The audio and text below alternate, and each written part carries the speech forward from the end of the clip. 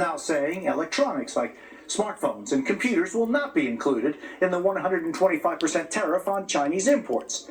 That move contradicting the president's own Commerce Secretary, who recently said exemptions were not on their radar.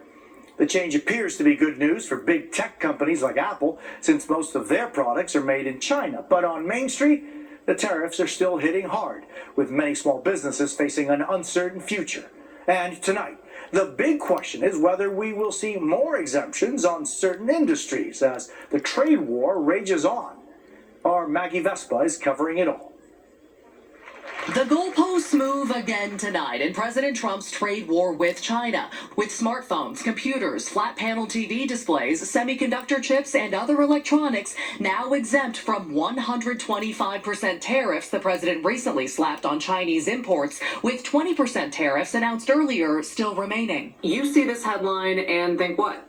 Yeah, it's a stunning reversal. CNBC's Steve Kovac covers Apple, a company hit particularly hard by the escalating trade war. The tech giant assembles 90% of its iPhones in China and lost nearly $640 billion in value in 3 days as President Trump ramped up tariffs on the country. Apple not responding to our request for comment as the trade war whiplash increases. They still have to grapple with how much to charge. Do they increase the prices on their laptops and other devices in order to keep their margins safe? Or do they eat those costs? We're not talking about $3,000 iPhones anymore, but we're not out of the woods yet.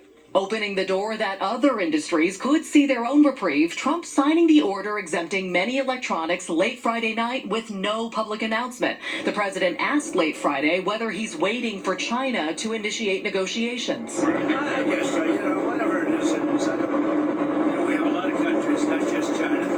The president's about-face on tariffs for key tech items comes just a week after one of his top economic advisors said this. I don't think the word exemption is going to be a factor. I don't think that's such a thing. Apple shoppers hoping this latest pivot keeps prices from soaring.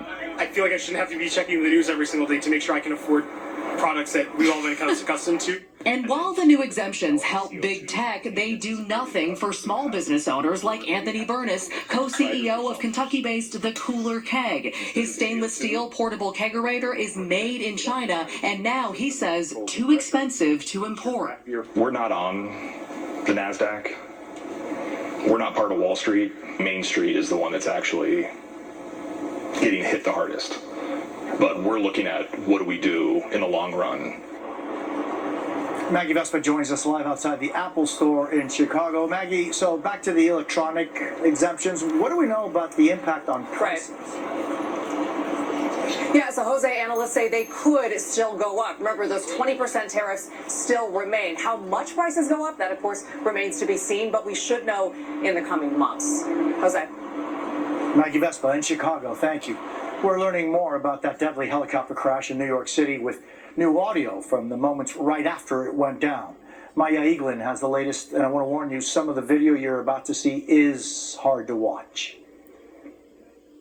Tonight, stunning new audio from that terrifying New York City sightseeing helicopter crash. Keep your eyes open, guys. The moments right before it fell into the water. You do have an aircraft down, Holland Tunnel. Please keep your eyes open for anybody in the water. Oh my gosh! Witnesses on the ground shocked. Oh my goodness. The tragedy killing the pilot and a family of 5 Spanish tourists on board. The brother of the wife who died speaking out today. They left together. They left without suffering. And they left with a smile on their faces. This is only the beginning of the investigation. First, they're going to look carefully at the video, literally frame by frame, to see if they can get a better understanding of the sequence that the helicopter broke apart. Then this fiery scene in Florida. Oh my God. Oh my God. A small airplane crashing and exploding in Boca Raton. Authorities say all 3 passengers died. These recent incidents creating anxiety among some flyers around the country. But experts say crashes like these are rare. If someone's a bit nervous to get on a helicopter or one of these small planes that we've recently seen in these crashes, what would you tell them? I would tell them that it's safe because it has been so much in the news that there is a perception that doesn't match the facts. Now investigators are trying to piece together what went wrong for both of these flights, a process that could take months before there are any firm answers. Maya Eagling is near the scene of